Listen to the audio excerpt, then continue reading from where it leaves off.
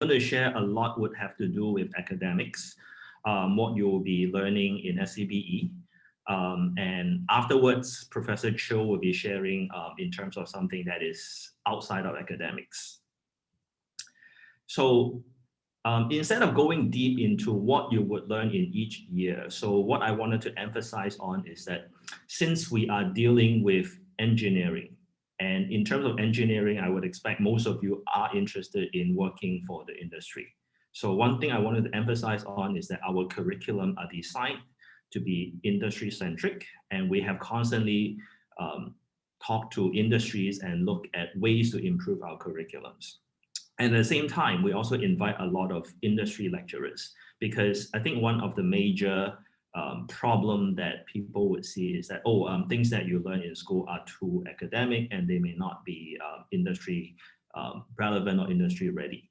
So while it does involve certain extent of academic contents, but one of the things that we really want to emphasize on is how you can apply this academic knowledge into industry applications. So that's why we would have this industry lecturers to share with you the industry experience.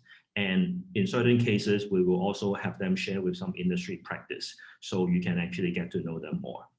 Then, of course, the best way to learn is to get yourself experienced. So one of the highlights that we have also would be the global internship and attachment opportunities. So you can attach to a company, then you can really try out how is it like to work in a company setting. Then a lot of people would be interested in going overseas, particularly to look at a different culture or how people learn in a different environment. So for SCBE, actually about 50% of our students actually would have at least one overseas experience. So be it on an exchange, be it on internship or a short-term program. And at the same time, of course, teaching, we would have to have good professors to impact their knowledge onto you. So just two examples that we have. One of the professors would be Professor Serin Lim. I guess you probably have heard her talk a little bit in the video earlier. So she has won the L'Oreal UNESCO Fellowship Awards. And another one is Professor David Low. So he was actually cited as the world's most influential scientific minds. So at SCBE, so we are having a good combination of the industry relevance as well as top professors, and also give you a good opportunity to try out the industry as well as exchange experience. So for this year, actually, the university has revised their overall curriculum. So one of the things that we wanted to emphasize on is also that in addition to the core major knowledge that you learn, a lot of time companies are looking at somebody who are well-rounded, and they may not be just looking at how you can solve a particular problem, but they will look at how you work with each other, how you communicate, and whether you have a good overarching sense of what the industry looks like. So in this case, the university actually have implemented this common foundational and interdisciplinary collaborative course. So it's a very long name, but in short, we call it ICC. So the uniqueness of this ICC program is that the courses involved in this portion is that students from all disciplines will be taking the courses together. So for example, the business management, the liberal arts, and as well as the English communication. So when you are taking these courses with students from other disciplines, you will have the opportunity to actually talk to people in different language. So when I talk about language, I'm not talking about English, Chinese, Malay. I'm talking about the technical knowledge that you would probably use in a particular discipline. So for example, if you're studying sciences, so you talk about biology, you talk about chemistry, but all these words that you use in your subjects probably makes no sense to people who actually does arts. But in a certain sense, you will have to work with these group of people at times when you are in the industry, be it they can be your client or they may be your collaborators. So in this case, how do you communicate well in this setting? So the ICC actually emphasize on being exposed to a wide different students in different disciplines so that you can communicate with each other and get to understand each other. And in addition to that, we also have rolled out something that is called the broadening and deepening electives. So in the past, we actually have something called unrestricted elective. You can take anything you want. But typically, these unrestricted electives are something outside of your major. But for this new curriculum, this broadening and deepening electives will give you the choice to take courses that you can either make it a very wide or broad for subjects in different manners, or you can actually do it very deep into something that is related to your major. So that way you will have more flexibility to deal with those. And so for the major requirement, I probably won't spend too much time on it because in the end, the major requirement will still be the fundamental courses that you learn in either bioengineering or chemical engineering. So I mentioned about professional internship earlier. So for NTU, we actually have professional internship as mandatory probably ever since we started the program. So in this case, we actually have a very good relationship with all the different industry partners. So in general, we would have more than 200 positions for each program for you to choose from at the internship period. So in this case, I mean, it's more like a job search. You look through a list of positions that are available for you to apply to, and then you apply. And we have a career and attachment office to help you with coordinating the interviews and sending the resumes. So of course, we also have the flexibility. If you have a particular positions in mind and they are not available in the portal, so in this case, you can also do it as a self-sourcing position. And you just have to go through a simple evaluation just to make sure that the position that you are applying to are of relevance. So in this case, it will make your life a lot easier in terms of getting an internship position. And I guess from experience so far, we actually do not have any student having any trouble in landing a position. Okay, so since we are School of Chemical and Biomedical Engineering, we actually have two direct honors degree program as a whole. So one is the Chemical and Biomolecular Engineering, and then the other one is Bioengineering. But outside of these two degree programs, we actually have different options. So we can have a double degree with economics for both degree programs. We can also have minors. And in terms of minors, we actually have more than 40 different selections. And for minors, you don't have to apply during admission. And as long as you fulfill the minor requirement during your course of studies, you can apply for the minor just before you graduate. We also have second major programs, which essentially will allow you to build on top of what you learn from the single degree to have another main course in a field that is more relevant in a particular area. So I'll talk about that later. And then for the focus track, it's more like a specialization. So if you have interest in a particular area, then you can choose a focus track and you will be taking courses that are majoring in those.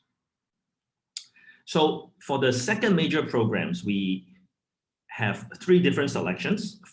We have a second major in business. We have a second major in food science and technology as well. So for second major in business and food science and technology, both will be applicable for both bioengineering as well as the chemical and biomolecular engineering programs. And then for pharmaceutical engineering, it is only available for bioengineering. So for these second majors, so if you just look at the name, it seems to be, well, I guess other than pharmaceutical engineering, it doesn't seem to be very relevant to the engineering field.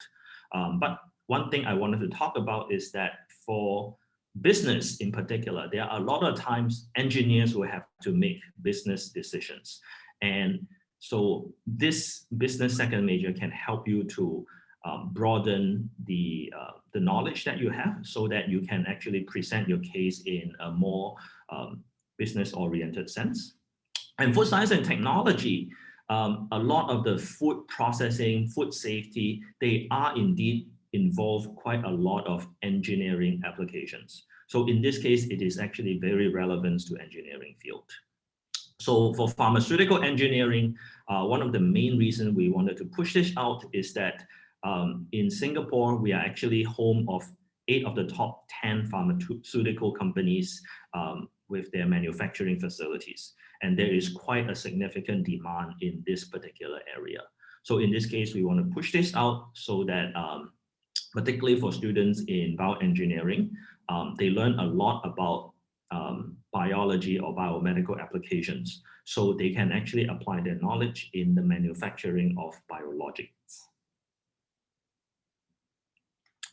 So I think one of the things that you would be interested would be the employment statistics. So I'm just showing you some of the top industries as well as the top occupations as well as the top employers. So these statistics are in 2019. So the 2020 data has just recently came out, so we haven't had a chance to update them. And also for 2020, I guess I would not call it a very representative statistics because of the COVID-19. But in general, so for chemical and biomolecular engineering graduates, the top industry sectors that they will be working in would be the electronic products, more on the manufacturing, the chemical manufacturing, as well as the pharmaceutical manufacturing. So I guess the top 3 industry sectors would be quite expected. Then the 4th would be the public administration and defense, and the 5th one would be the finance and insurance. So the 5th one probably would be a little bit of a surprise to you. So why would the financial and insurance sector be interested in recruiting engineers? So as an engineer, you actually need to learn quite a lot in terms of how to analyze data. So banks in particular, they also require the employees to analyze a lot of trends and performance of certain field or certain company. So in this case, they do need people with strong analytical skills.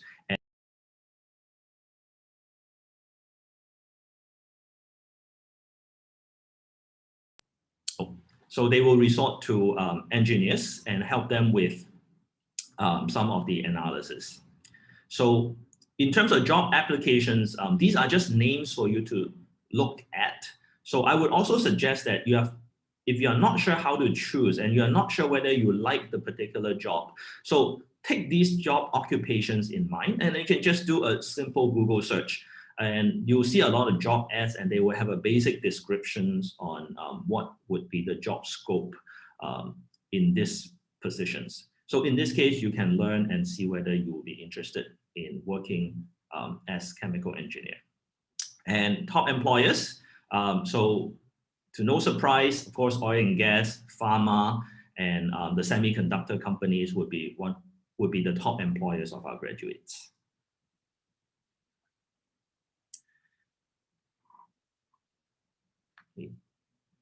This is the same information.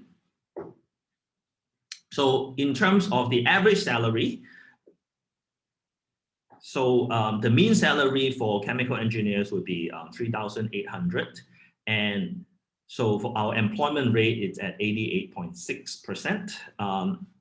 So if you can see from the accepted job offers, you can see that actually 74% of our graduates actually receive or accepted their job offers by the time they graduate. And more than 90% of them actually would be accepting the job offers within 1 to 2 months after graduations. And more than 50% actually would receive multiple job offers as well. So all these are just to show that it is actually a good course, and the employment would not be an issue. So what we should be also looking at is not just the starting salary, but also the growth. So we actually have compiled some information from our alumni So 3 to 5 years after graduation. So these are some indicative numbers. So after 3 to 5 years, you may be promoted to different positions, and the salary range actually, in certain cases, would have a significant jump. So probably money is not what you should be focusing on, but at least this is something that you can look forward to if you have the opportunity. So for bioengineering, since bioengineering are dealing a lot with biomedical applications, so to no surprise also, then the top industry sector that recruits the bioengineering graduates would be the healthcare. And then the second highest would be the pharmaceutical and biologics manufacturing, which is the reason why I mentioned earlier that we are pushing out the pharmaceutical engineering second major. Information and communication, medical and precision instrumentation. Then finally, the finance and insurance for the same reason which I talked about earlier.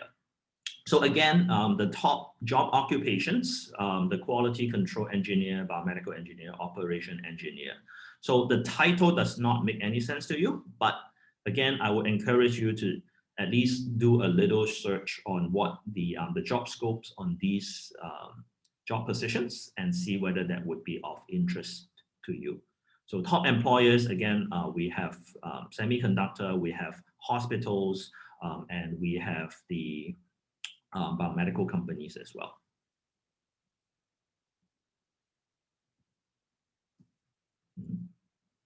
Oops.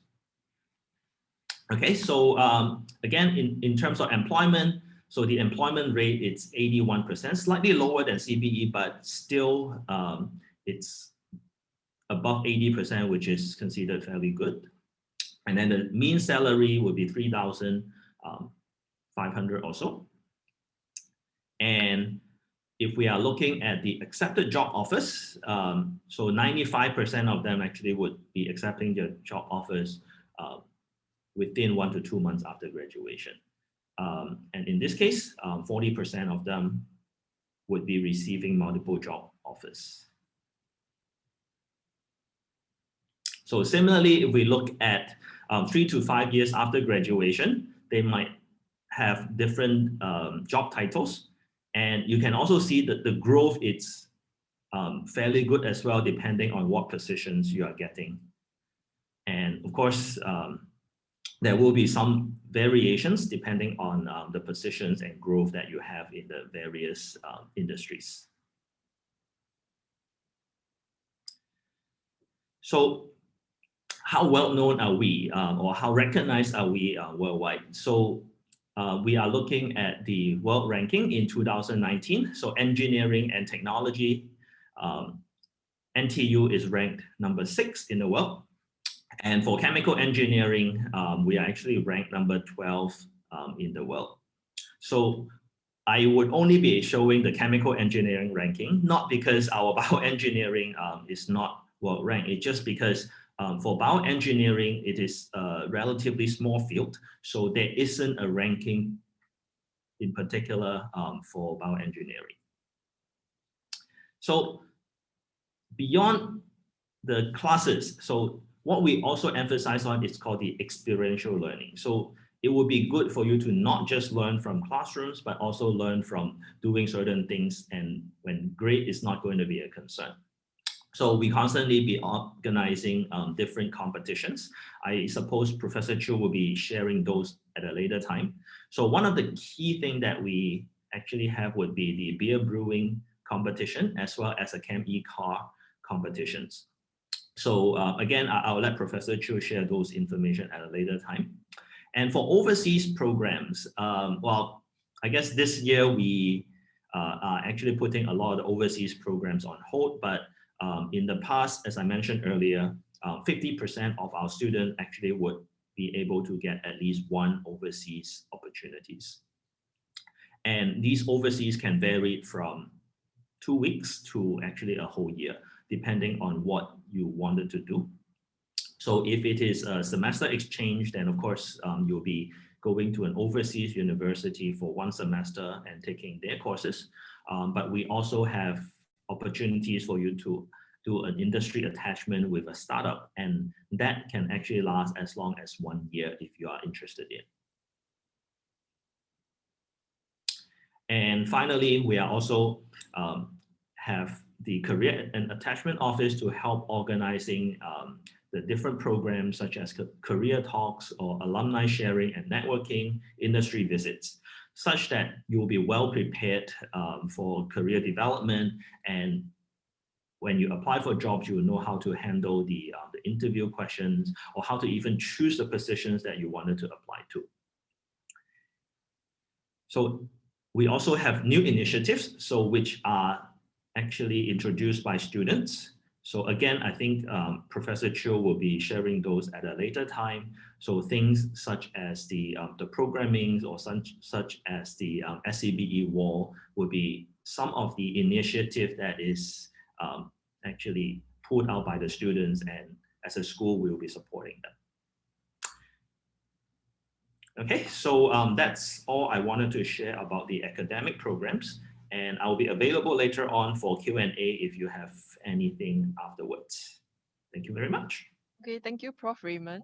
Okay, so now I'd just like to take this opportunity to remind all of you all that if you all have any questions, do feel free to type it in the chat. And for those who have already sent your questions, thank you very much. Okay, now I'll be introducing Prof. Chiu, where she will be talking about the student life in SCBE. Prof. Chiu, please. Hang on, let me share my slides.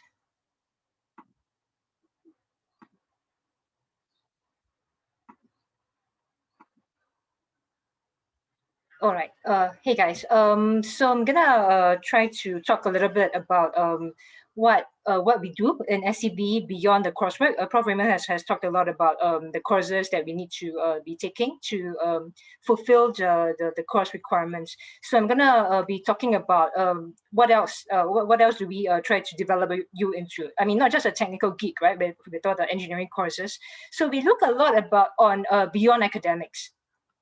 So I'm gonna talk about six bullet points.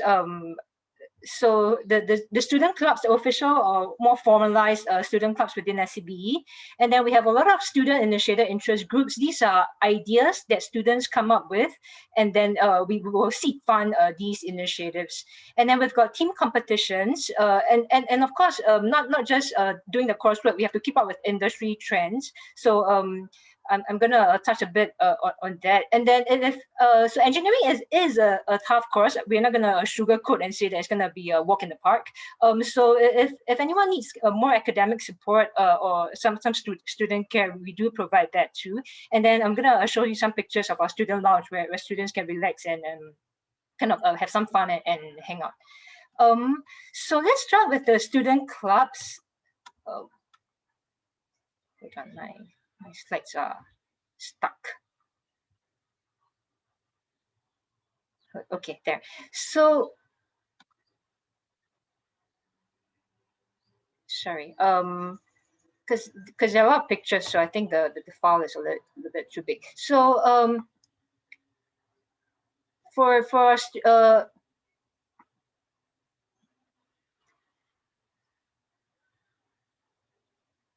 okay, so this is our formal SCBE club. The committee is actually voted in by SCBE students. So for this year, we have our the 16th SCBE club main committee here. So what they do is that they make up new initiatives. So if you guys have been, or later on during the virtual tour, you would look at our own lecture theater within SCBE, and you'll see that there's this student, there's this wall. Basically, there's a blackboard where you can within bounds. I mean, don't write anything like racist or anything, right? But then within bounds, there are chalks that you can start drawing things. During exams, we see a lot of reactors being drawn and a lot of equations. And then at the top, you'll see our SCBE milestone wall. So how we developed since 2004 up till now. So SCBE Club, they organize a lot of activities. Obviously, last year was a bit slow because of COVID, and we couldn't have large gatherings. But then we do have our own SCBE Day, and also they organize a lot of non-technical workshops like candle making. We've got all sorts of different like trivia night and all sorts of may not have to be aligned with engineering, but basically just hang out and have fun. We also have our own OCIP, Overseas Community Program. In 2020, we couldn't go anywhere. In 2019, we went to Myanmar to this monastery school, and we, the students improved the water drainage system and also taught the young kids there English and science. So they also have their own fundraising program to fund their trip to Myanmar. Another is Nueve. This is our SCBE very own orientation. We highly encourage you guys to join so that you can be linked up with SCBE, so you can smooth the transition into our school, and also be in touch with the seniors so that they can give you strategies and tips on how to I guess survive in SCBE. Okay, so this is our these are the formal clubs within SCBE. We also have these student-initiated interest groups. So this is a bit unconventional, but basically, maybe if I give you a few examples, it might make a bit more sense. So we have quite a few by now because we have this seed funds. So if you have an idea, we will provide some funding for you to get started. One is on analytics and data. They call themselves ANETA. So this is what they do is, this is a group of students who are very passionate about data, and obviously big data is a very hot topic now, and we, even as chemical engineers or bioengineers, we have to be aligned with this wave right now. So what they do is it's a group of data enthusiasts. They come together, they learn various analytics and data, machine learning, and then they'll give workshops to fellow students. So the school will maybe give out some vouchers and all that to encourage participation. And during non-COVID times, we have a lot of physical workshops. And we also tie up with industry. This lady you see here, she's Dr. Susan Bennett from Merck Sharp and Dome. So she's our kind of advisor, and then she gives real life problem statements to our students to solve. So this is totally initiated by students. It's not led by professors or anything. We are just sitting on the sidelines and providing some I guess advice if they need. But then it's basically self-run. There's also aquaculture. Obviously, food security is I guess thrust in Singapore right now. More than 90% of food is from overseas, right? So what happens when COVID worsens and our borders all get blocked? So we need to have more food security, and so we have this aquaculture initiative by students, and so we have this shrimp tanks within our school. And you would ask, why shrimp and not fishes, right? Because fishes comes with a lot more regulations. We have to get NEA, AVA, or we need a lot of licenses. So shrimps don't have that. So we started with shrimps. So we have all these like shrimp tanks, and so they'll measure the growth. They are experimenting with like probiotics and different shrimp feeds. This is a pretty new interest group. So we've provided the funding, obviously, to start up the tanks and all that. So we'll see how this runs. It's okay if it doesn't work out. We don't need you to assure us that it's going to be successful. We will, if you have a new idea, we are very happy to fund it and then just see where it goes. So we have our maker space, especially for the bioengineering students.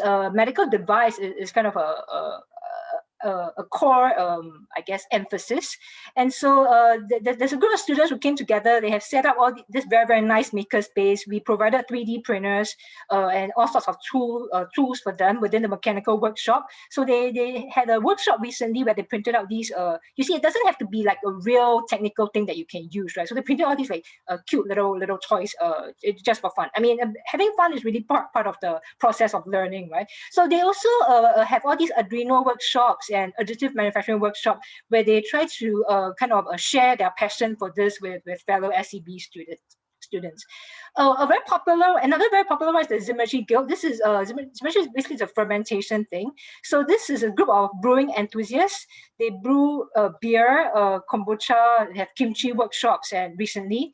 So and we are also we have already also sponsored a 50-liter brewing pilot. It's being set up as we speak, so that if anyone is interested in scale up is a very core part of engineering, or they want to start up their own company, they need a realistic size to brew in. We do have the resources coming up.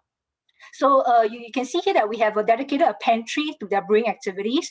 So this was a bunch of brew. We are not encouraging drinking, obviously, but fermentation is a really core part of chemical engineering and also bioengineering. So you see the kimchi workshop, and so this is kombucha. Fermented tea. So, and then we invite professional brewers to give us an introduction to home brewing. So there are a lot of activities. So again, all these are totally self-run by the students, and the professors just sit on the sidelines and provide any resources if needed. Another one would be the food waste treatment. I think Alex will be talking more about this later on. So this ties in with the food recycling, staying green, being sustainable. So all these like ugly fruits that cannot be sold, we as in they collect them, and then they break it down and using this black soldier lava.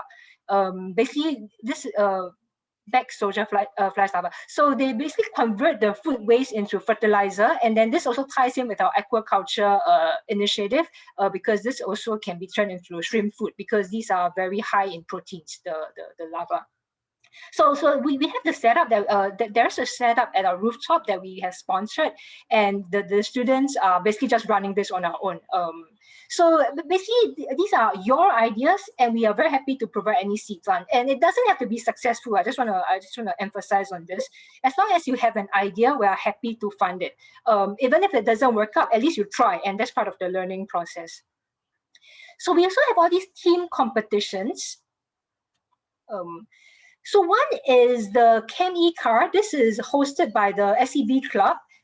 So this is a very open-ended question. It's basically a car that is propelled by chemical reactions. And then on the day of the competition, the problem statement is going to be something like this car has to travel a certain distance, carrying a certain load. So it's very, very open-ended to encourage non-structured learning, which is very different from the classroom learning that Prof. Raymond talked about earlier. So we had this couple of years back, and then last year we had to stop it, but then this year we are going to reinitiate it. You see all these are very nice cars that our students have made. Basically, there's no guidelines given. They're basically just thrown to the deep end, and then they just figure it out on their own in their teams. Okay, so this is part of our desire for you guys to have this self-learning capacity and to be able to try these hands-on in a non-academic, non-structured learning environment. Another is the beer brewing competition. This is very, very popular. Again, unfortunately, we had to stop it this past year, but we've had a few already. Basically, the only problem statement that we give is that, okay, for this semester, the beer tap is stopped, and we provide 0 instructions. So you have to try out the recipe. You have to try out how to brew. Don't come and ask us, how is brewing done? We are not going to provide any instructions at all. We provide the resources. We have a lab dedicated to it. And at the end of the semester, each team will give us, these are non-mandatory, so if you're not interested, feel free to not join. So each team is going to give us a bottle of their best brew, and then we have professional brewers coming in and our own professors to judge. So, I mean, these gatherings were pre-COVID times, so we had to stop it this past year, and we'll try to restart it maybe with, if we can get sort out the social distancing measures. So keeping on the industry, this is going to be quite heavy, but these slides have already been uploaded onto our virtual wall on the microsite. So please feel free. So we're trying to align everything that we do with the industry. So the Ministry of Trade and Industry, we follow it very closely. They have various roadmaps. And then also for the EDB, these are ones that are obviously relevant to our school for chemical and biomolecular engineering and bioengineering. So we keep very close tabs on them. The energy and chemicals industry, pharma and biotech, and the medical tech industry. I'm going to leave you to look at the numbers to assure yourself that these degrees are going to be very relevant in Singapore for in the long run. It's not like something these industries are kind of there. They have their infrastructure, so they're not going away anytime soon. So these are some news articles. I'm going to just keep clicking through because you can read out. So all these are industries. You see they have invested a lot. Industries. These are industries relevant to our degree programs. So we've kept close tabs on them. You see that they've invested a lot in Singapore. So again, these industries are here and they are here to stay. So SABIC, Finland's nasty oil and gas. And so with COVID, you guys must be kind of keeping tabs right now, right? So there's a lot of innovation going on related to COVID within Singapore too. And that fits right into our degree programs. Okay, these are more, again, these are all available on the virtual wall. So please kind of take a look at it when you have some time. So we also organize all these industry visits. This is a visit to Jurong Island, where a lot of our chemical industries are. So this is a visit to a brewing company. And then we also invite our alumni because they are, you know, in the industry to share on how it's like transitioning from a student to industry. And we have various all these social media sharing sessions also. So regarding academic support and student care, so engineering is relative to, say, social science, for example, is quite intense. Well, your seniors can share more about it. So we do provide academic support in the form of peer tutoring and helping you with the study plan if you're struggling with it. And then in terms of kind of, if you're kind of struggling, mentally stressed out, right? We do provide all these student care support. We do have these monthly emails for you to kind of to upkeep your spirits and kind of some tips on how to work smarter instead of harder. So these are our programs for academic support if for anyone who needs it. And the last thing would be our student lounge. We do have a pretty nice space. I think in the virtual tour, the students will probably bring you to it. So we've got arcade, we've got foosball, we've got table tennis, we've got bean bags, Nespresso machine, fridge, microwave. So it's basically just a space for you to hang out. Oh, we have a lot of card games and all that. And then during the exam, the school will sponsor like fruits and little snacks. And then we also, in the lounge, we also have a lot of mingle sessions. Again, I'm sorry, pre-COVID times, we had a lot of gatherings. But then during COVID, we also had a lot of virtual gatherings so that the students and the professors can mingle. And we so we also have these virtual handouts to basically for the professors to share their thoughts and basically maybe some career advice also. So we look forward to having you join our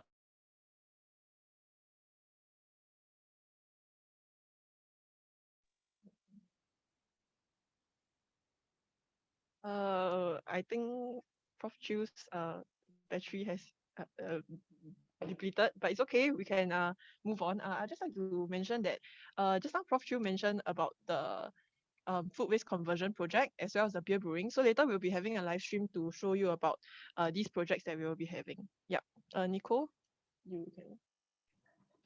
Okay, so now we'll have our student sharer Kai to share more about his SCBE life. Kai. Yep, I'm here. Thank you, Nicole. So hello, very good morning to everyone, and thank you for spending your Saturday here with us today. My name is Kai, and I'll be sharing more about my personal experience in SCBE, and hopefully that will allow you guys to make an informed decision on whether to join us or not. And so maybe to start off, I'll start with a summary of my student life in SCBE. I'm currently a Year 4 CBE student, graduating this May, and I was actually from River Valley High, like I mentioned earlier. So during my time in school, I actually served as the chief programmer for a freshman orientation camp in 2019. I also had an exchange semester in late 2019 in Denmark before returning in 2020 to start my professional attachment at ExxonMobil. So maybe moving on to the next slide. So I believe you guys have heard a lot about student body activities as well as the prospects of a SCBE graduate. And I think one burning question that you guys would probably have is, how is life really like for a student here? So I think to start off with faculty life, and this is truly the best part about being in SCBE, is the fact that we have a close-knitted student community. So through our different student-led activities and also our freshman orientation camp, we actually get to interact with both seniors and juniors alike, which allows us to form a bond that really helps us to have that emotional and academic support when we need it. And so on the left, you can actually see the two pictures of us having fun during our freshman orientation camp.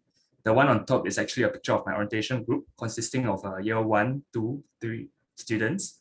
And the one at the bottom will be part of our senior main committee. And on the right is a picture we took when we just sent 2 of our friends off for their semester exchange. And I think what is really apparent is how connected you can actually be with your seniors and juniors due to the common classes we take, as well as the relatively smaller size of our student population. So moving on, at a more personal level, would be the friends that I meet almost every day. Even though the curriculum is challenging, what is really good about SCBE is the fact that we help each other a lot academically, and you'll always be able to develop friendships with the people you meet in school every day. And this is something that most other faculties do not have, because when assignments become more individualistic as well as manageable, people tend to be more competitive and they're not willing to share their insights because they want to outshine their peers. And in my personal experience, most of us in SCBE are really challenged by our assignments, and that kind of drives us to work collaboratively, leading to a pretty healthy culture for most of us. So another example would be the top left corner, which is a picture of my faculty mates celebrating my 22nd birthday with me. And maybe to you guys, it doesn't seem that special, but it really proves my point, because my birthday lies during the exam week, and many of them actually had finals the very next day, but they still came over and we still had a really good time. And moving on to my last portion of my sharing, a common misconception about engineering students are that they spend a lot of time studying, and for lack of a better word, they don't really have a life or so on. But as you can see from my pictures, our exchange semester was really a fulfilling experience where we played as hard as we studied. So for me, my exchange semester was actually in Denmark, and we took this opportunity to visit the many different European countries while we were there. And we were in Germany, spending our Christmas at the local Christmas markets. Down below would be the Vatican City, and on the right was one of the Norwegian waterfalls that we actually visited. And maybe a fun fact to correct this misconception is the fact that we have to study excessively and not have fun to get good grades would be the fact that the two of them, right, in the picture on the right are actually Dean's Listers. And so I think in summary, SCBE is definitely a degree that you guys should consider if you enjoy a technical education, which is versatile and grants you opportunities in other sectors. And as much as the curriculum is challenging, my advice is not to be put off by it, because ultimately the academic rigor defines us and makes us attractive to our prospective employees in many industries. And that is all for my presentation, and please feel free to reach out to any of us to clarify any questions that you guys might have. Yeah, thank you. Okay, thanks Kai for the sharing. And now we have Matthew who's going to share his SCBE life. Matthew. Okay, so hi everyone, good morning, and I hope that you are enjoying this virtual orientation so far. And I'm Matthew, and I'm also a CBE Year 2 student. And I'm going to share about my sports director experience, as I was the sports director for SCBE Club last year. So as I think you have heard from Prof. Chu about SCBE Club and like the events that we organize. So one of the larger events that a sports director would organize is actually ISG, which stands for Inter-School Games. So it's something like a inter-faculty kind of game where every single faculty in NTU has to organize one type of sport. And this will be something like a campus-wide kind of event. So I actually applied for this role in year 1. And why year 1 is because I thought like in year 2 and 3, when things are going to get tougher, I might not have the time to juggle both studies and this role. So I guess I just wanted to try out in year 1. And to me, it was a steep learning curve, as it was my first few times in like a management role. And we had to liaise a lot with people from other faculties, other sports directors from different faculties to ensure a smooth running event. And because we have to organize this futsal event, and for someone like me who doesn't really know how to play soccer or even futsal, in fact, things got really difficult when I needed to come up with the rules and regulations, and also trying to come up with, trying to find the referees for each event, because SCB doesn't really have a lot of soccer players. And also on the day itself of the event, because it was during the holidays, and we had actually this whole day planned out from around 8 a.m. to around 6 p.m. for this whole event to play out. However, it rained on that day itself up to around 1 to 2 p.m. So basically more than half the day was gone, and it was really frustrating because everything that we planned so far has been cut short. And then we had to make some new plans on the spot, such as to cut our playing time by half and stuff like that. So I think maybe for those who are still like serving in the army or something, if you have heard of this phrase called like no plan survives first contact, I think this situation would probably how to say, like you'll be very familiar with this kind of situation as what I've experienced before. And it is really true, because whatever you plan might not really end up being the way it is. And it got so frustrating that, but in the end, I think that if you just stay strong and firm and just don't be like sad or angry when things don't go your way, I think you'll be able to get through everything. So I think one major takeaway from my experience as a sports director is that it's just to stay strong and firm, whatever things, and just don't really care about the things that you cannot control. So I'll move on to the event that I jointly helped to organize, which is this ISG 1920. So this was the pre-COVID period. And on the left picture, you can see that this is our basketball team. And it was quite amazing because we achieved 4th place, considering that considering that NTU actually has 12 faculties and we achieved 4th place. I would say that is quite an amazing feat. And also, I think during the COVID period, because we can't organize large-scale events, so we had the ISEG, which is Inter-School Electronic Games. And as you can see from the right picture, these are the games that are available. And yes, I actually participated in this PUBG game too. As you can see my face on the extreme left side of the picture. So I think that in SCBE, there's probably something for everyone, not just events that are related to science and technology. There are also events that are just here for you to have fun. Yeah, so that's the end of my sharing. Thank you. Okay, thank you so much, Matthew. Okay, now we will move on to the Q&A section. From the chat, Nico, would you like to take over? So sorry. Okay, so the first question will be, everyone want to know more about the pharma engineering in SCBE. So maybe Prof. Raymond can explain more in depth about pharma engineering. Okay, can I ask, so know more in what aspect?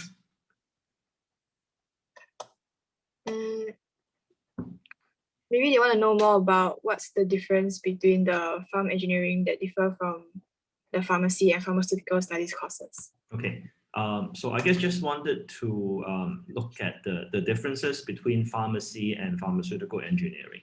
So typically when we talk about pharmacy, I guess the first thing you would think of are the pharmacists that you see or interacted with. So if you study pharmacy, a lot of time you're actually studying how drugs actually behave and interact in human body. So I would consider that more of a science subject. But for pharmaceutical engineering, it's an engineering field, so we're actually dealing with the manufacturing processes involved in making the drug. In particular, how do we make drugs of a particular purity, a particular specifications, as well as specific form. So not all drugs are in tablets, some of them are in powder, some of them are in liquid forms. So how do we ensure the safety and consistency and minimize the side effects? So that is what is involved in pharmaceutical engineering. Okay, so the next question will also be, what is the criteria for taking up a second major? Okay, I would not worry too much about the criteria. So what I would say is the second major and the single major, in terms of subject requirements, it would be the same. But then, of course, because the workload involved in second major will be slightly higher. I guess we do expect the applicants for second major to be of higher academic standing.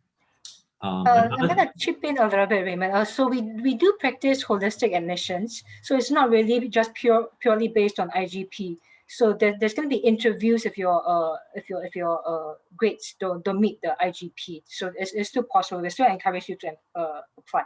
Sorry, please. Good. So that's something new to me. Okay, so the other thing I wanted to talk about the second major is that one of the main difference between second major double degree, as compared to the single degree program is that for second major, we usually do not invite for application after admission. So that means you are interested in the second major, do indicate that in your application. You can drop out at any time, but if you are not in the second major and you want to come in afterwards, it's going to be extremely difficult. So if you think that you are very interested in the second major, do apply at the time of admission.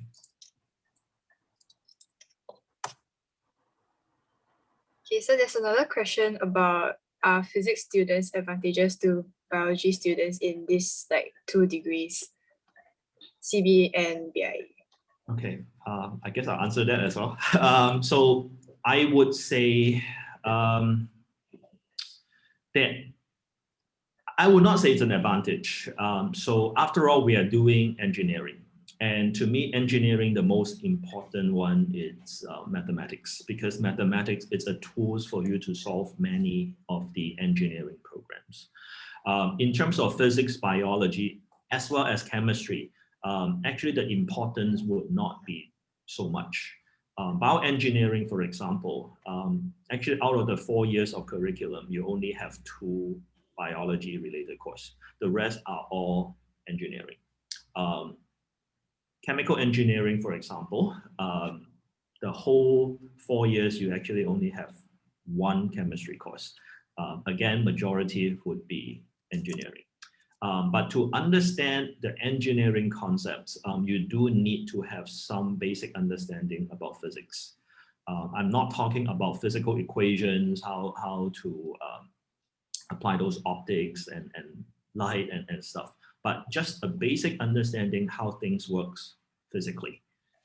Say temperature will go from high temperature to low temperature, or fluid will go from high pressure to low pressure, high ground to low ground. So these would be the basic physical understanding of engineering behavior, but not so much about application of physical equations. So I'm gonna chip in a little bit, right? It's really not about science per se. I know a lot of students are kind of don't feel very confident when it comes to physics, right? So physics is no longer a subject requirement for both our degree programs, which is kind of our emphasis, our way of telling you that you don't really need to be good in physics to come into our engineering courses, and we really don't think about physics as physics or biology as biology or chemistry as chemistry. It's more about the application. So we think of it as, okay, a problem statement, right? Like if we want to make this a reactor, if we want to increase the productivity of this reactor, what do we do? So you see, it's not really like, oh, so which physics equations do I use kind of thing. It's more of like, how do we go about doing it? So we think of it as a kind of problem solving rather than math per se or science per se. So that's engineering, I guess. And then one more thing to add also would be, since physics is no longer a subject requirement, so we do have a first year physics course to help you to actually catch up with the knowledge needed for both CBE and BIE. Okay, and I think a lot of people like to know whether our course teaches us about coding. Yeah. So maybe like the mods that we do and what coding skills that we learn in SCBE. There are different extent of, I mean, I guess it's more about computation or the digital world. So just now I mentioned about the ICC. So there is a ICC course that relate to computational thinking or digital world. So that's more about the knowing how to make use of digital resources, how to spot fake news. So that is a requirement for all NTU students, not just engineering, science. So even humanities, business students, they will have to learn those as well. Then after you get into the major, we would have 2 sort of coding related courses. So one would be the computational thinking, which you do learn about coding and how to apply it in the engineering applications. And for many engineering field, one thing that students would, or industry are looking at is actually data analytics or data science. So After you learn about the computational thinking, then you will learn about data science and data analytics. And in year 3 and year 4, we do have the additional course that talk about machine learning and artificial intelligence, but those are served as elective. So if you do wanted to explore more into this area, we do have those subjects available. But otherwise, the required one would be the 3 that I mentioned earlier. Yep. So for those of you guys who are kind of very passionate about coding, data analytics, we do have, as I kind of showed on the slide earlier, a NETA, right? Analytics and data.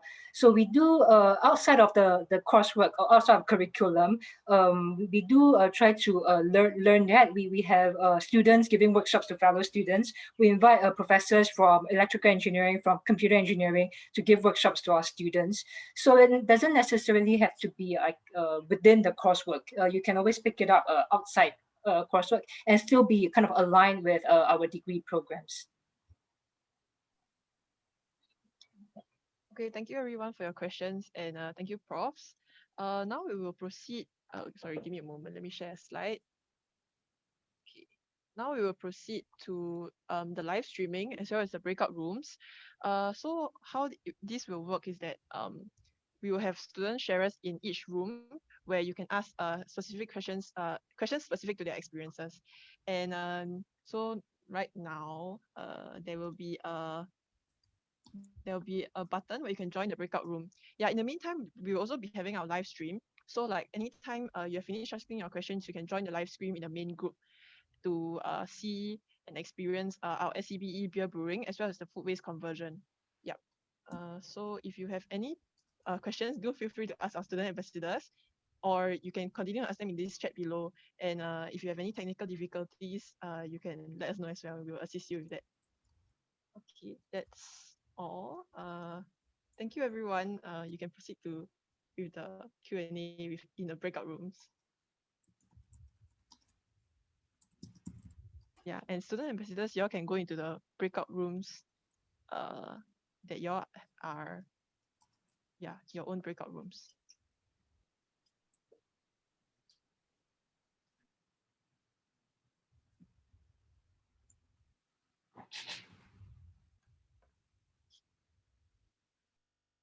Okay, Should we start? Yeah. Can I check? Hi, good morning, everyone. Hello. Oh, okay. Hi, sorry. Hi, good morning, everyone. My name is Ki. I'm a year 4 chemical and biomolecular engineering student. And today with me is... Hi, everyone. I'm Cheng Yi. I'm a year 4 student studying bioengineering. Yeah, so as you guys can see, we're actually outside the School of Chemical and Biomedical Engineering. And on my right, it's actually the bus stop where you guys can actually take 179 to arrive out right outside here at SCBE. So without further ado, today we will be bringing you guys through the virtual tour. So right now we're actually walking into the SCBE entrance, where the first thing you guys will see is actually the general office. So what is there to do here at the general office? Okay. So for the general office, first, you can collect your calculator sticker here. So this sticker is very important for you during your final examination. Without this sticker, you are liable to cheating or even disciplinary action because the calculator will not be approved for final examination usage. So other than this, we also sometimes submit our tutorial questions and assignment over here. So like you can see, there's a box over there. So this box is an example where the prof will leave a box outside the office for students to submit their tutorial and assignments before the submission date. Yeah. So other than all these services, the general office also provide services ranging from academics to finance and student welfare and care. So due to COVID situation, all these services are now brought online via email or text number. So students do not have to come down and talk to the admin staff face to face. Instead, everything is brought online and through telephone contact. So right now we'll be moving down the SCBE research corridor. So along this corridor, you can actually see that on my left, we have our tutorial room. Yes. So this tutorial is where some of our tutorial is held, or even like our presentation. So Ki, what is your favorite impression or memory in the tutorial room? Oh. in society, and we had to do a presentation about J.K. Rowling and like the life of J.K. Rowling. So my friends and I decided to dress up as Harry Potter characters, and it was actually pretty fun because we were able to bring that whole Harry Potter wizarding world come to life. What about you, Cheng? What was your favorite memory? Okay, for me, right, my tutorial in this particular tutorial is very challenging because it's the harder module like thermodynamics and even cardiovascular engineering. So every time I'm here, I have to think about my total solutions or how to like present my answers when I'm being caught by the professors. Yeah, so it's very fun because you get to think like if my answer is correct after like putting so much effort into it. So right now we are actually at this SCBE Wall of Research Excellence. So you can see that these are like some of the patents that our professors managed to secure and obtain through their hard work in the research and development field. Yeah. Yes, so there are multiple patents attained by different professors. And following down this wall, we have some famous articles that's featuring our professors in their research development. So, Ki, do you manage to recognize any of your professors here? Yes, I actually do. So as you guys can see, this is actually Prof. William Chen, who actually taught me when I was in year 1. And he, as you can see, actually appeared in a few of the articles here. His research actually involves a lot around the food industry. So if you sometimes watch the Channel 8 news, he actually also appears on the news. So I guess it's pretty cool, right? To see like your professor in the news or professor on like TV. Yeah, so as you can see, NTU actually offers a lot of like research facilities for you guys to use. And if let's say you're interested in research, you can actually take up a module called Eureka, which is a year-long mod, and you can choose a project of your choice, and you'll be under a certain professor or mentor, and they will guide you through the project as well. So as you guys can see that here at NTU, if whatever you guys are interested in, we will always try to support you guys in any way that's possible. So Cheng-Yi, have you heard of any like interest groups here at SCBE? Okay, so for me, I have one friend that is in this interest group called Anata. So Anata is the data science interest group where they provide classes on programming or even like data analysis. So they can conduct the class themselves, or they can hire vendors or external company to come and teach our students about data science and data analysis. We also have this friend called Alex. So Alex is a year 4 student in chemical and bioengineering. So he's initiated a project which converts food waste into useful biomass or biomaterial. So he utilized black soldier fly, where the fly will eat the food waste and will convert their waste or their flesh into like useful biomaterials. So right now we'll be passing the time to Alex for him to tell you more about his project. Thanks, Cheng-Yi and Kit-Yi. Hi, everyone. Can you all hear me? If you all can hear me, please give a thumbs up.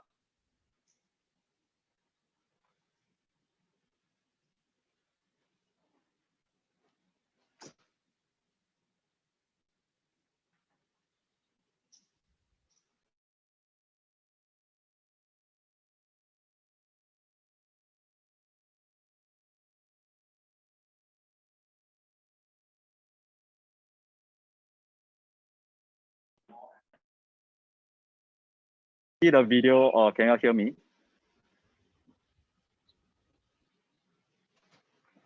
Off your Wi-Fi.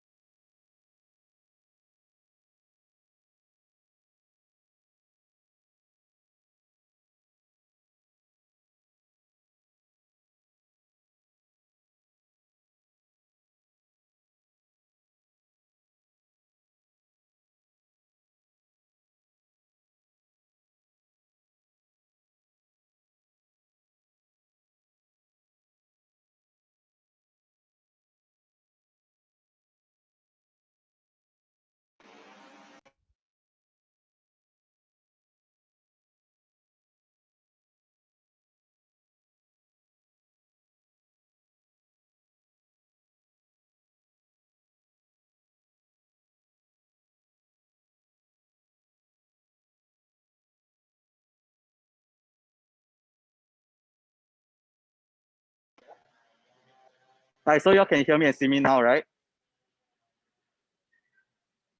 Okay, great. Hi, everyone. My name is Alex, and I'm the founder of Project FWC, also known as Project Food Waste Conversion.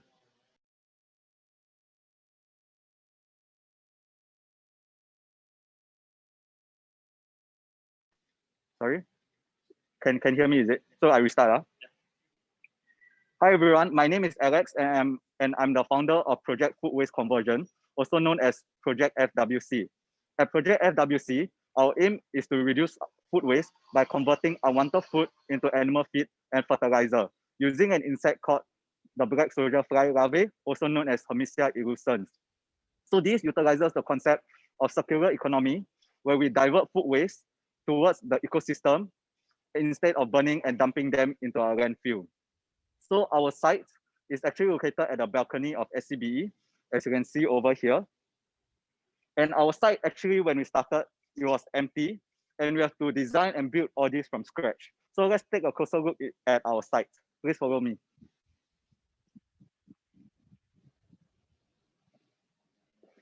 So over here at the shelves, we have a lot of trays, and each tray can hold up to 10,000 Bsfl. So let's take a closer look at the Bsfl.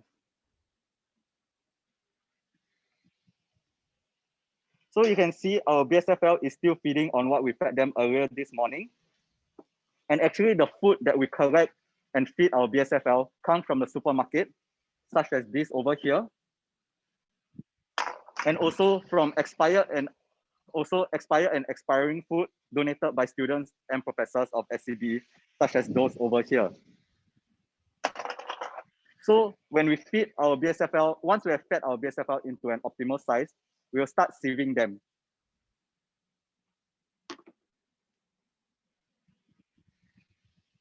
So the purpose of sieving them is to separate the fresh, which is this residue over here, from the Bsfl that came out from the sieve.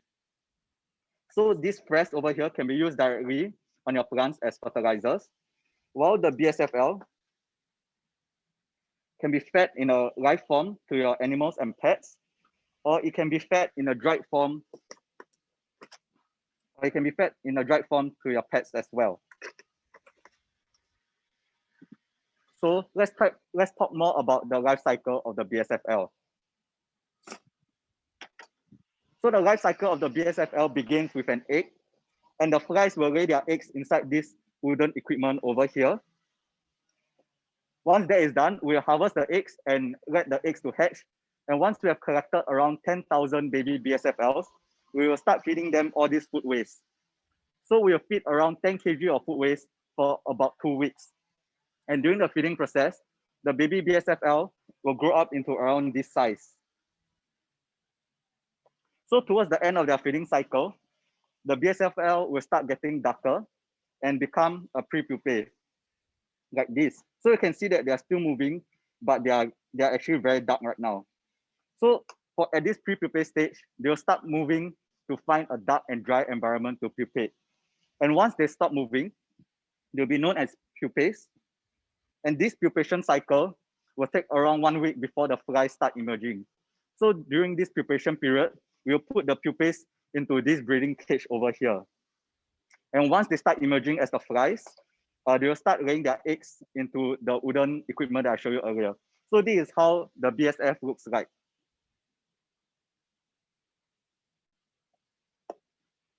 So the entire life cycle of the Bsfl takes around 3 weeks. And that is one of the reasons why we chose to work with Bsfl, because the turnover time to get the animal feed and the fertilizer is very fast compared to other insects. Secondly, the Bsfl is able to convert low nutritional waste into high nutritional food. So each of these Bsfl actually contains very high amount of protein, up to 40%, and high amounts of calcium and fat. And all these are essential nutrients for your animals. And the third reason is that the BSF is not considered a nuisance because firstly, they are not a vector of diseases. And secondly, they do not have any stingers. So you don't have to worry about diseases spreading or worry about insect bites. So I hope you have enjoyed this little tour of Project FWC. And if you are interested to find out more, please follow our Instagram at project_FWC. So I've come to the end of my presentation and I'll pass the time back to Cheng Yi and Kit Yi.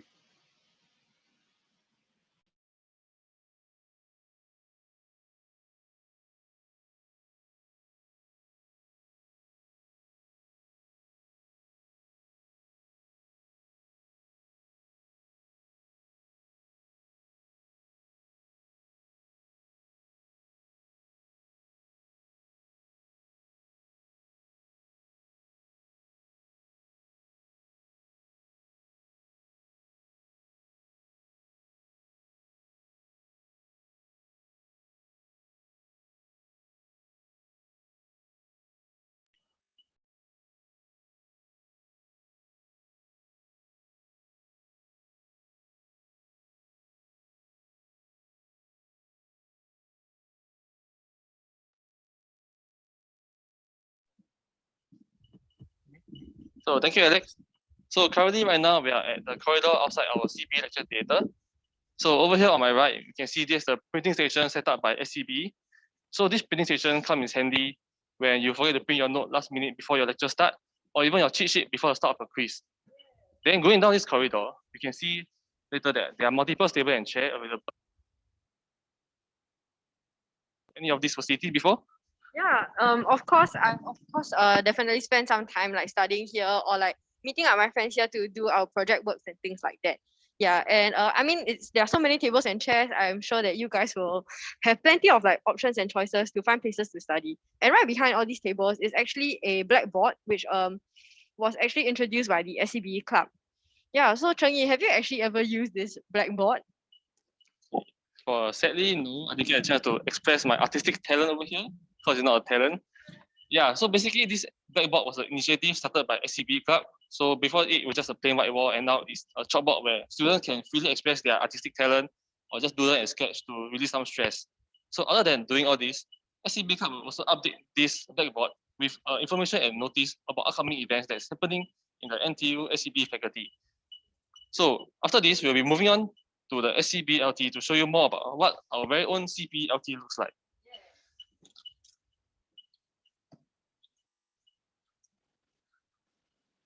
So right now, if you have any question regarding SCBE, feel free to put in the chat and we'll answer them during our virtual tour.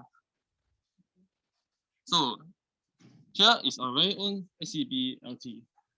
So as you can see, this LT is pretty huge and it has almost up to 300 seating capacity for students to attend lectures and do different things. So Ki, what is your fondest memory of this LT? Oh, I think my fondest memory would actually be when I was in year 1 and I just attended the transition orientation program by the SCBE school itself. So it was actually quite fun because it was where I first got to meet like my friends and like my course mates who would actually go through this 4-year journey together with me. And I guess during the first time when we met them, it was also pretty nice because like the seniors also like warmly welcomed all of us into the SCBE family. Yeah, so I guess that was a really nice moment and memorable moment for me. Yeah, what about you, Cheng-Yi?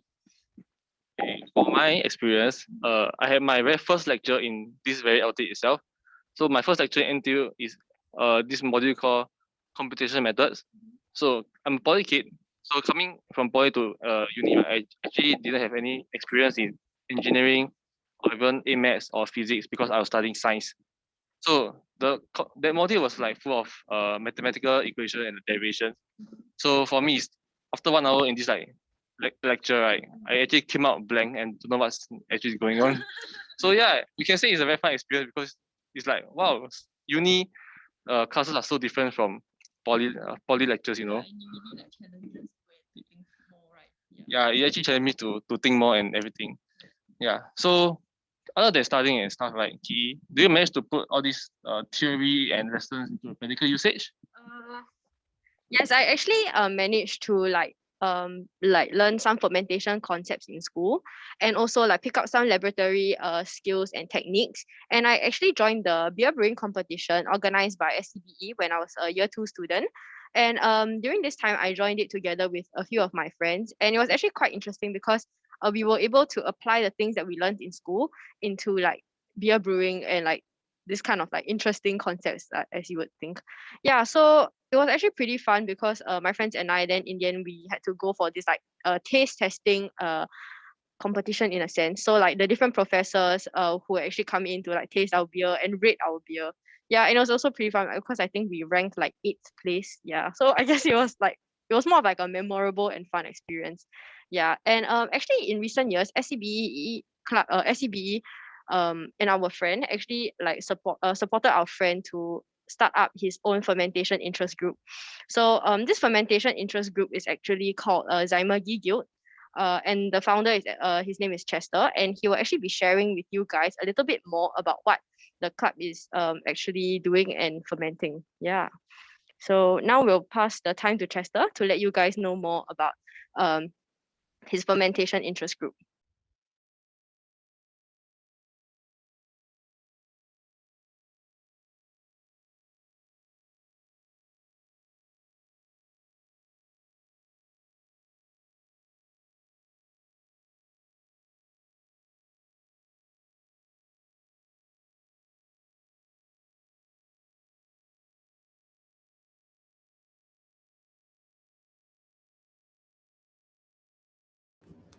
Hello, can you guys see me? Wait, in a sec. Spotlight.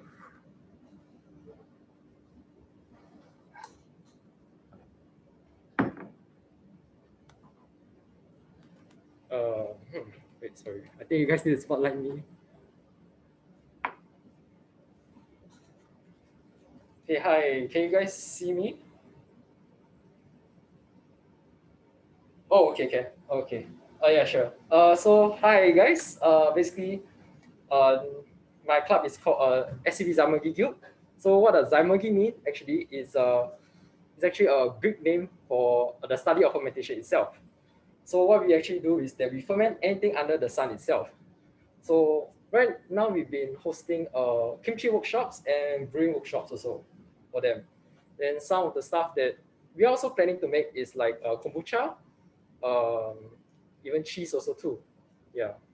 So just to give an example of what we have brewed actually would be like this thing is called meat itself. Yeah. So this is called meat. And what meat is actually, right, is fermented honey itself.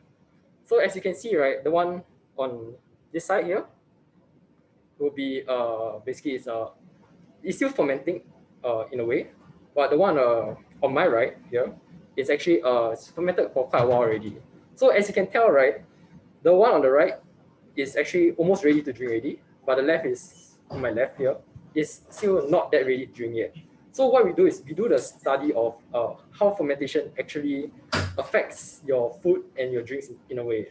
So we relate all like the stuff that we learn in chemical engineering itself, and we employ it here, where we actually are able to use our knowledge to actually devise something that we can eat or try in the future. Yeah. So it's something like food science in a way. Yeah. Okay, so another thing that we have made would be like is kimchi itself. So this one has been like the previous batch one. It's the 17th February one. Yeah. So I mean, I wanted to show you guys the smell, but I can't show you guys the smell because basically, I mean, you guys can't smell it. Yeah. So the thing itself, right, is it's a very good smelling thing. Yeah, I've just smelled it to show that you guys that it smells good. Actually, pretty good. Even the drink came in just now and it smelled it was pretty good. So yeah. Okay. So another thing that we also have made, basically, this thing itself is a fermenter, and it's actually made by the previous group last night. So what this thing is going to ferment into is going to be a stout itself, a stout beer itself. So we actually will teach you the process of how to actually make this fermenter itself and how to actually conduct in a safe and clean environment, so that to ensure that you don't get any food poisoning or any unwanted stuff in your beer itself.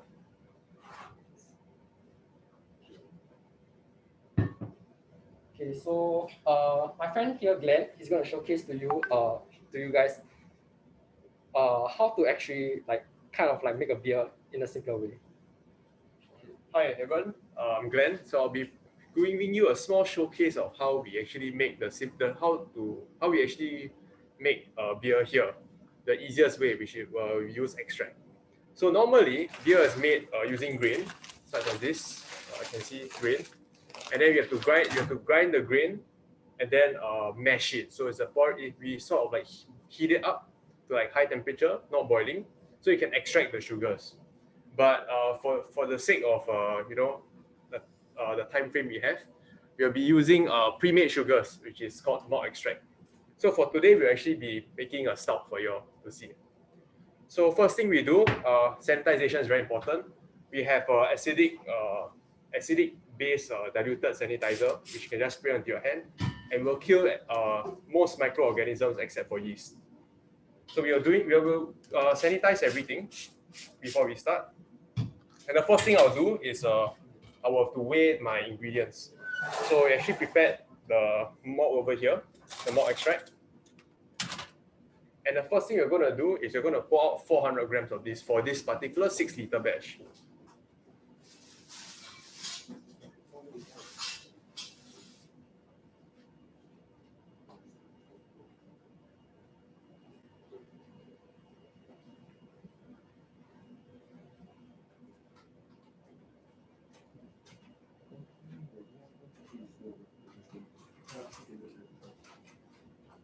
Okay, so guys, there's actually a scale here. So we are actually measuring like how much less there is there.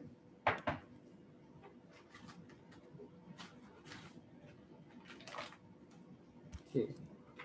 Yeah, so I already poured in the malt extract. As you can see here, it's a very black, thick sugar. You can see. Now this will actually help give us the nutrients for our yeast to actually ferment and make the beer. So the next thing I will add in are enhancers such as additional sugars to help improve the body and just general the fermentation of the beer. So for this, if I'm not wrong, this is the maltodextrin. It helps to improve the body of the beer. So what body means, it's more like how the mouthfeel of the beer is in your mouth. Like it weighs heavier on your tongue. So it's not like very tea-like, not very too clean, too light. Since it's a stout, it should be slightly on the heavier side, more bold. So 50 grams of this. 150. It's yellow. 150. Yeah. Yeah, sorry, 150. Okay, so basically, this thing itself, one can itself, is actually made for about 20 liters itself. But right now we're going to scale down. So as chemical engineers itself, we actually learn how to scale down processes and how to upscale processes itself. So this thing itself is called, we're going to scale down to about 4 liters batch. Oh, thanks. So this white one is a sugar called dextrose. It also helps to increase our, with more sugar, you actually increase the amount of alcohol content that we can potentially have with the beer. And how we actually determine the alcohol is after we are done preparing the mixture over here, we actually have to weigh the specific gravity, or weigh the density and the sugar content of our beer, and proceed to do calculations to kind of predict how much alcohol will actually be present in the final product.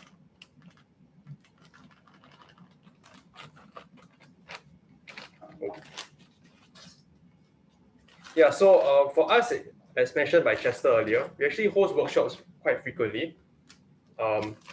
Currently, for now, our workshops are every Friday for beer, and weekdays for like Wednesday for kimchi. Yes. So now that we are done putting all our ingredients inside, we can start to heat it up with water already. So I actually prepared some hot water on the side. Just gonna pour it in. We don't need to be too accurate with the measurement, because as long as the sugars are poured correctly, the amount of water, even if we pour too little, we can still top it up later.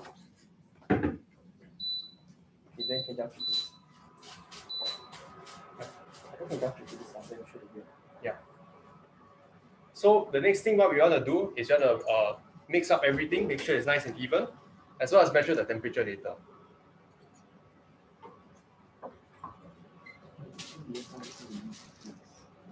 So with beers, with craft beers, flavors are a very, very important thing. And how we actually give flavor to the beer is not with the sugars, but with things called hops. Now hops are these little green pellets over here, which look like a bit like rabbit food, if any of you owns rabbits. Looks a bit like that.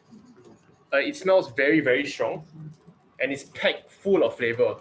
So we're talking about the bitterness of the beer, like aromatic flavors and compounds are all released because of hop. So now we won't be bittering this beer because the malt extract, which we have just put in already, is bitter. So what we'll be doing is adding hops inside, just to give it some flavor.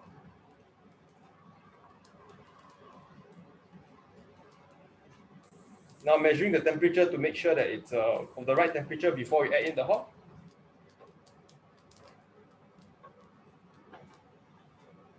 So basically, as chemical engineers, right, we also know what the hops actually does. So the hops inside has actually oils inside.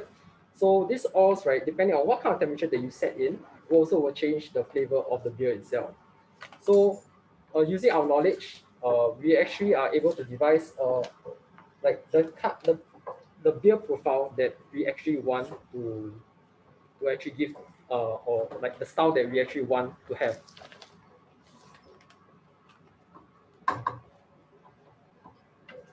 So now I'm just trying to break up any clumps of sugar that are inside, try to homogenize the mixture, because this is very important if you want to actually have a nice even beer. So fermentation there won't be a spike in the fermentation later.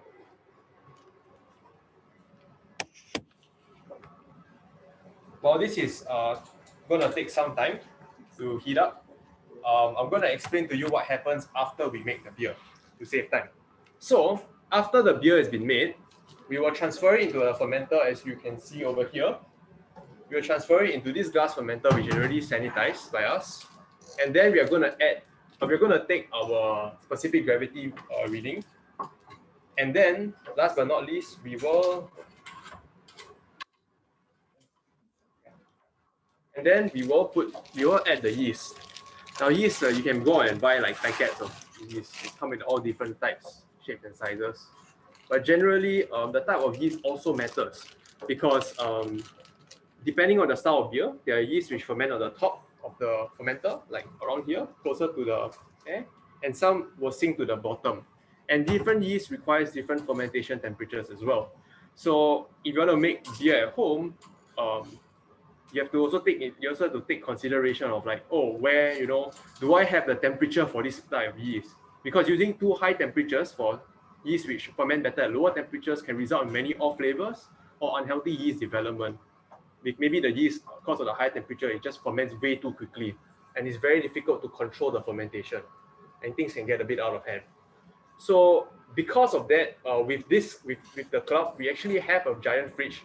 You can show the fridge. Yeah, we actually have a giant chiller which we can set the temperature so that we can actually help to control the temperature. So as you can see, this is what we are currently fermenting now for previous batches, all sorts of different things. And we have the capability to allow you to ferment different types of beers and different types of things. Yeah, all that can stop already. Yeah. So now that the beer has hit about like 60 degrees and everything is nice and dissolved already, we can actually start to add in our hop.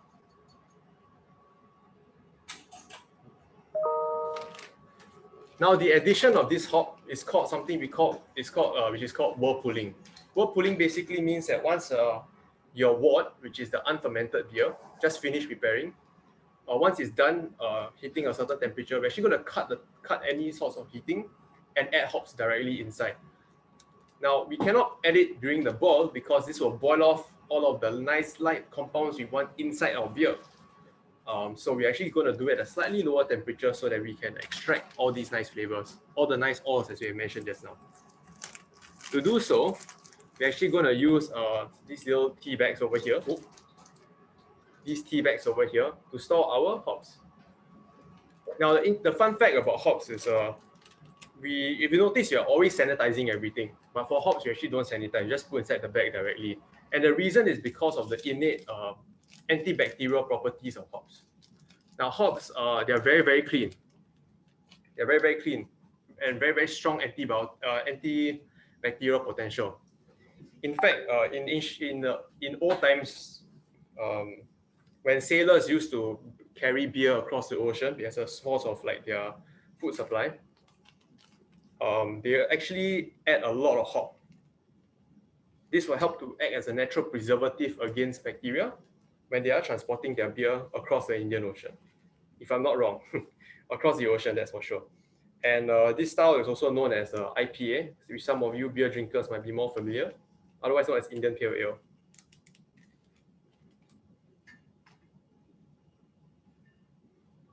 Okay, we're just going to add a bit more hop so you can get a bit more flavor.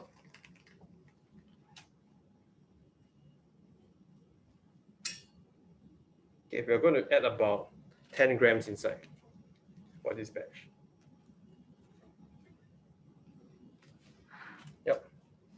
So once you're done, all we're just gonna do is just seal the bag.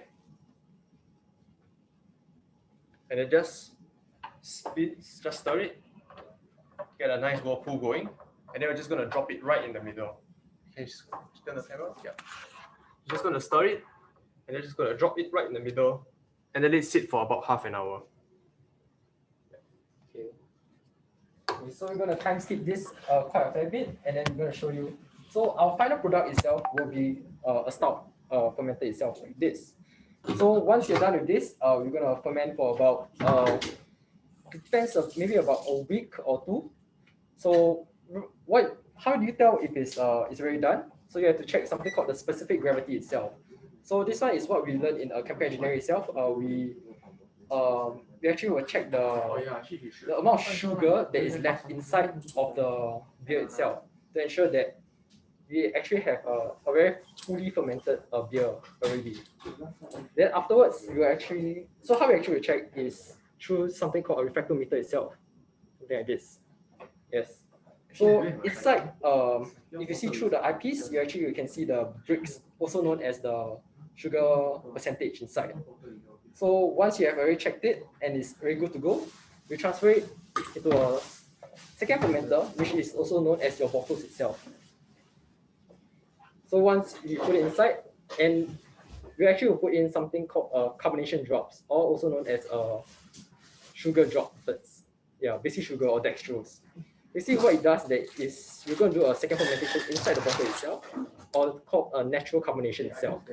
So once you're done with that, we wait about 2 weeks about there, and then we can actually ferment. We are able to drink the beer afterwards. So that is actually how we actually brew a beer itself, and how us chemical engineers are able to actually use our science and knowledge to actually produce something that is of a food science and able to eat in a way or drink. Yes. So after fermentation, it will come the last part, which is bottling. So bottling will be done with we will basically siphon the beer out with our siphon over here. We will have a siphon, so you just siphon it out from this fermenter. And then we will bottle it with our giant bottler over here. And it will leave us with our final product, nice bottle of beer after it's been rested for a while. To show you that it's actually beer, and here that nice crisp. And then we can just pour it out. And then we have a nice cup of beer. So I hope that you all have gained interest from our small little beer session. Okay, so now we would like to pass our time back to Chi and Cheng-Yi to talk more about our school life itself. Cheers. Cheers.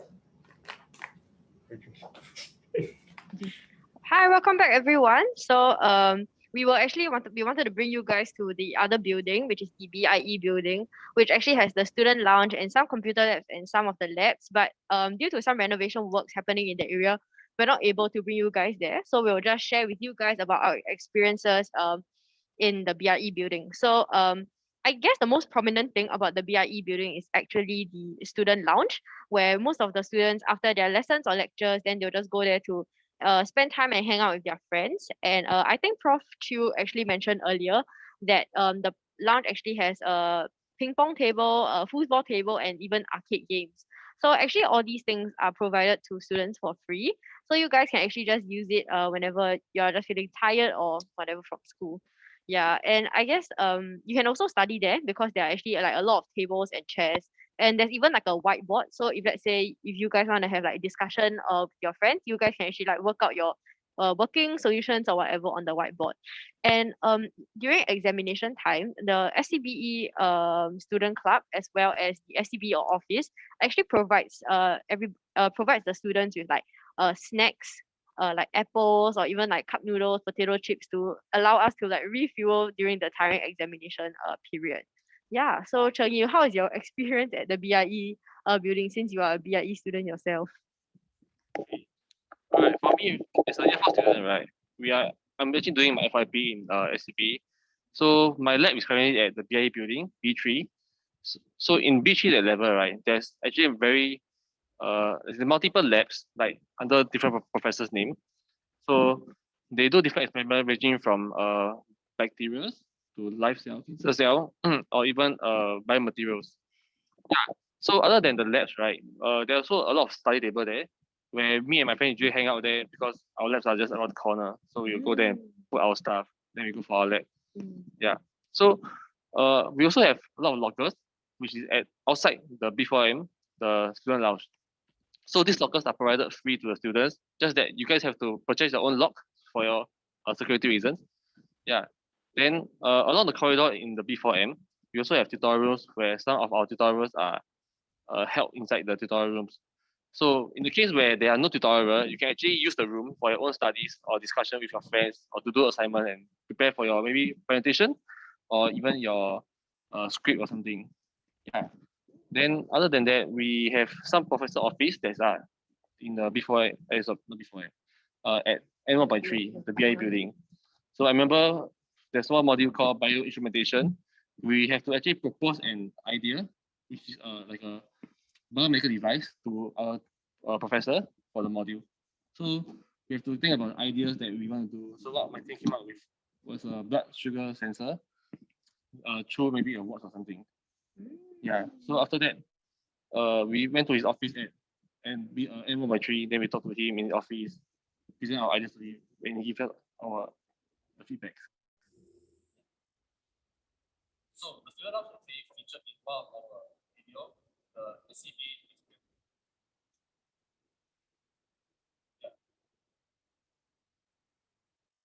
Yeah, so basically, if you want to know more about the student lounge, you can actually look at the video that is featured. Then with that, I think we come to the end of our virtual tour. So hope to see you around in SCBE, and thank you for your time. Bye.